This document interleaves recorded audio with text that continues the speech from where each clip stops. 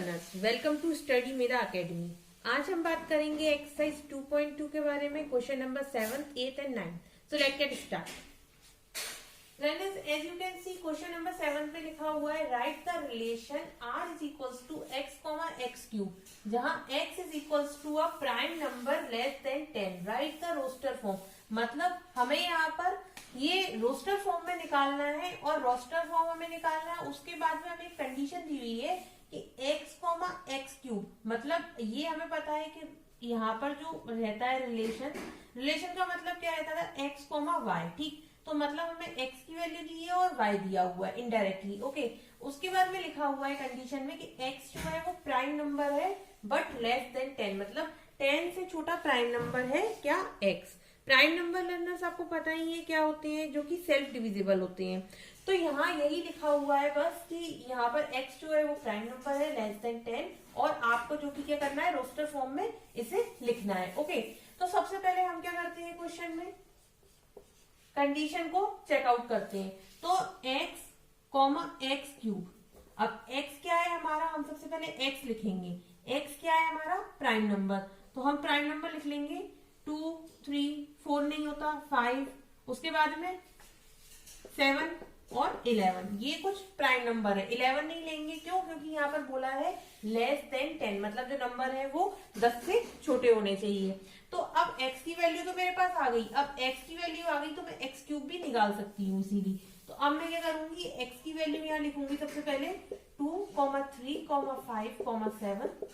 इसके बाद में मैं क्या करूंगी, यहाँ पर लिखा हुआ है x इज इक्वल्स टू, जैसे कि हमने इससे पहले के क्वेश्चंस में किया था कि x की वैल्यू हम पुटअप करते थे और y की वैल्यू को हम फाइंड आउट करते थे। सेम वही क्राइटेरिया यूज करते हुए हम यहाँ पर इसको x क्यूब की वैल्यू फाइंड आउट करेंगे। तो सबसे पहले x की जगह पे मैं 2 पुट करूंगी, तो x क्यूब की वैल्यू कितनी हो जाएगी, यहाँ पर 2 इंटू 2 इंटू 2, दैट मीन्स 8 हो जाएगा। उसके बाद में x की जगह पे मैं 3 पुटअप करूंगी, तो x क्यूब की वैल्यू कितनी हो जाएगी, 3 into 3 into 3, that means 3 3 9, 9 3 27।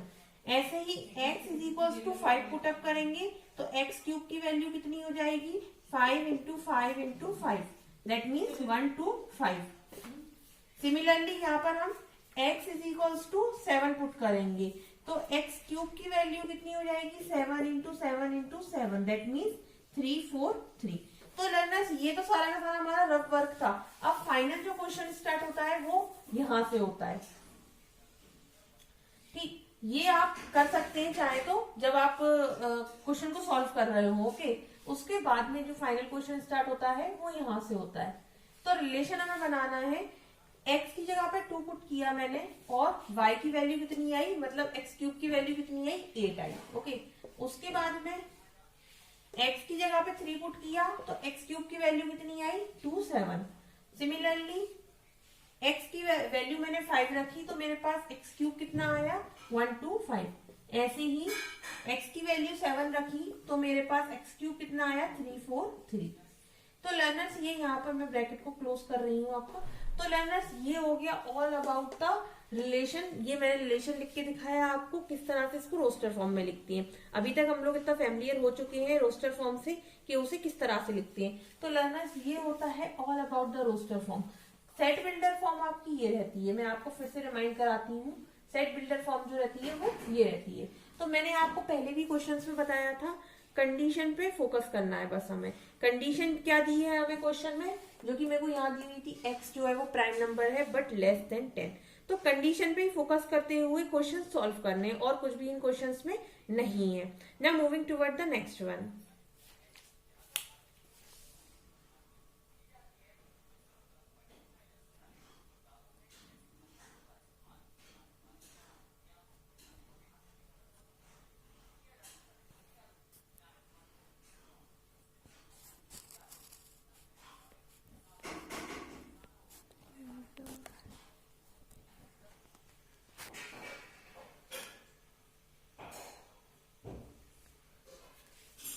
Now learners, moving toward the question number 8.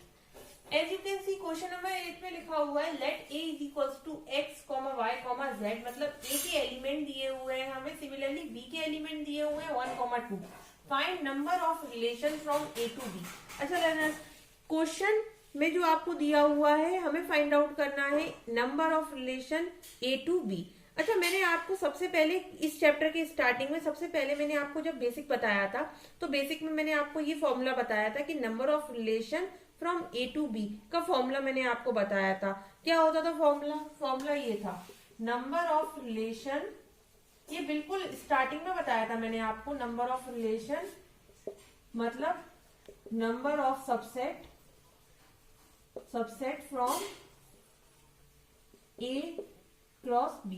ठीक, मैंने ये आपको फॉर्मूला बिल्कुल स्टार्टिंग में बताया था, चाहे तो आप देख सकते हैं मेरी वीडियो में, एकदम स्टार्टिंग वाली वीडियो मेरी, उसमें ये मैंने आपको फॉर्मूला बताया था क्या होता है, और इसको मैंने बताया भी था किस तरह से हम सॉल्व करते हैं। ठीक, तो इसमें हमें क्या करना है, सबसे पहले हमें यहाँ दिया हुआ है एलिमेंट दिए ए के, एलिमेंट दिए बी के, number of relation find out करना है।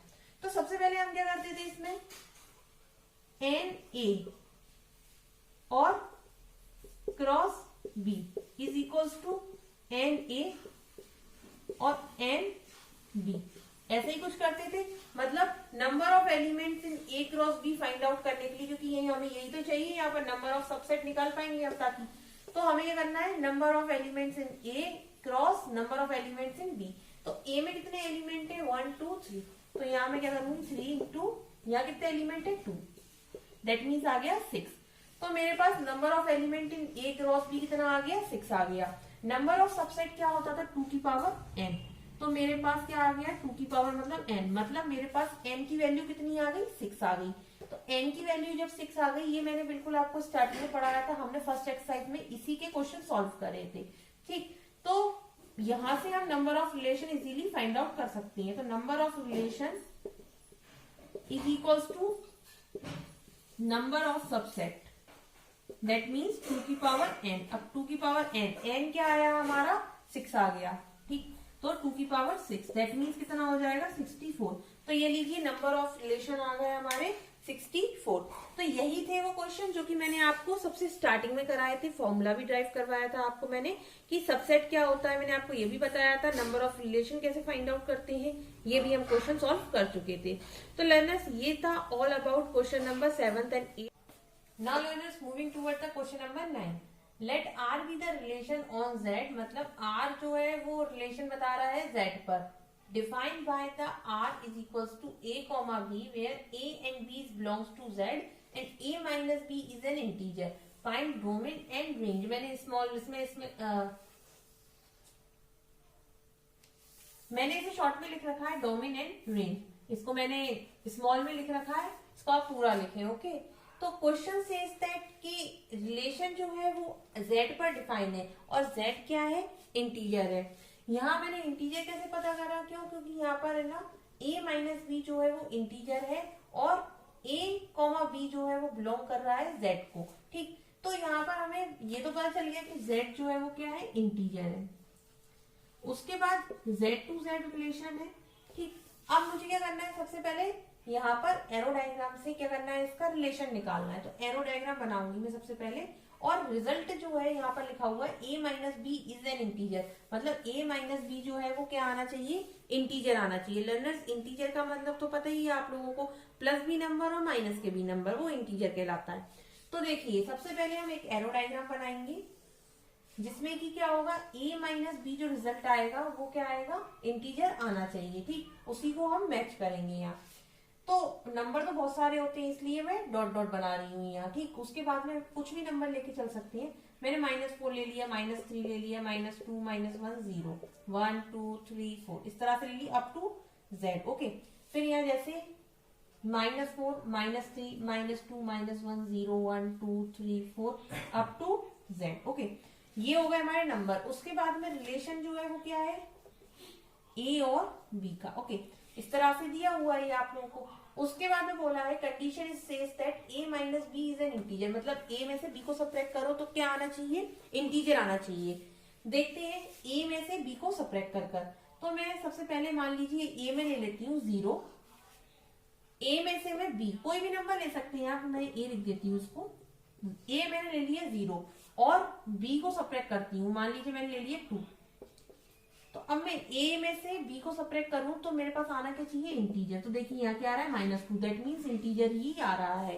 तो ये कंडीशन जो है वो ट्रू है, तो 0 और हम 2 को क्या करेंगे, ज्वाइन कर देंगे, 0 और 2 को ज्वाइन कर देंगे जब कंडीशन ट्रू होगी तभी। ओके, उसके बाद में देखिए ए में आप कुछ भी ले लीजिए, मान लेते हैं हम लोग ए में 1 ले लेते हैं, 1 माइनस बी में कोई भी वैल्यू ले लीजिए, बी में हमने ले लिया मान लीजिए 3, तो अब कंडीशन क्या आ रही है, -2 फिर से आ रही है। तो देखिए मैं क्या करूंगी, अब यहाँ हमने क्या लिया, ए क्या लिया हमने इस समय 1, तो ये जो 1 है हमारा, और कंडीशन क्या आ रही है -2, ठीक, मतलब इंटीजर तो आ ही रहा है, तो 1 को हम क्या करेंगे 3 से ज्वाइन कर देंगे, तो ये देखिए 1 को 3 से ज्वाइन कर दिया मैंने। सिमिलरली अब कोई और नंबर ले लेते हैं हम, जैसे मान लीजिए हम ले लेते हैं -3, -4 ले लेते हैं, तो देखिए क्या आता है, minus minus plus, that means -7, मतलब इंटीजर ही आ रहा है अभी भी। तो -3 और -3 को किसके साथ ज्वाइन करेंगे हम, 4 के साथ में, तो -3 और 4 इन दोनों को आप ज्वाइन कर देंगे। ज्वाइन तभी करना है लाइन को जब हमारे पास इंटीजर आए, मतलब ये बोला है a माइनस बी जो है वो इंटीजर है। ऐसे ही कुछ और नंबर ले लेते हैं, जैसे कि मान लीजिए आप ले लेते हैं 4, तो 4 माइनस यहाँ पर बी में कुछ और नंबर ले लेती हूँ मैं, बी में यहाँ मान लीजिए 0 ले लेती हूँ, 4 मतलब इंटीजर आ गया, तो अब क्या करूंगी मैं 4 को 0 से ज्वाइन कर दूंगी, ठीक है, ये 0 से ही ज्वाइन कर रहे हैं, थोड़ा एरो टेढ़ा बन गया। अब देखिए और एक और नंबर ले लेते हैं लास्ट फाइनल, 2 को हम सब्ट्रैक्ट कर देते हैं, किसी से भी आपकी मर्जी है, 1 से ले लेते हैं, तो यहाँ पर क्या आ जाएगा हमारे पास 1 आ जाएगा, डेट मीन्स इंटीजर आ गया, तो 2 और 1 का एक रिलेशन बन जाएगा, 2 और 1 का रिलेशन बनाना है तो ये इसको यहाँ लेके आना है, ठीक है। तो ये कुछ कंडीशंस थी लर्नर, जिसको कि मैंने अभी यहाँ पर आपको बना के दिखाया, ठीक, इंटीजर ही आना चाहिए हमारे पास। अब मैं लिखूंगी रिलेशन मेरा फाइनली, तो रिलेशन किस किस में बन रहा है देखते हैं। अभी रिलेशन हम सबसे पहले स्टार्ट 0 से करते हैं, 0 से किसका बन रहा है रिलेशन, देखिए 2 का, 0,2, इसके बाद में 1 का किससे बन रहा है, 1 का 3 से बन रहा है, तो 1,3, ठीक, उसके बाद में 2 का देखिए किससे बन रहा है, 2 का बन रहा है हमारा 2 का आ रहा है आपका 1 से, तो 2,1, ऐसे ही 4 का किससे बन रहा है रिलेशन, 0 से, उसके बाद में -3 का रिलेशन आपका मैंने बनाया है किससे, 4 से, ठीक, तो ये थे कुछ रिलेशन। तो learners it's up to you, आपको जैसा बनाना है वैसा बना सकते हैं, ठीक, ये तो मैंने अपनी साइड से बनाया है, जो रिलेशन बनाया है, आपके ऊपर आपकी मर्जी, आपको जिसको जिसमें सब्ट्रैक्ट करना है, ओके। इसके बाद में हम बनाएंगे डोमेन, डोमेन लिखेंगे, तो डोमेन मैंने आपको बताया जहां से स्टार्टिंग पॉइंट होता है उसको बोलते हैं डोमेन, तो ये 0, 1, 2, 4 और -3 ये हो गया हमारा डोमेन, और रेंज मतलब जहां तक हम जाते हैं, ठीक, तो 2, 3, 1, 0 और 4।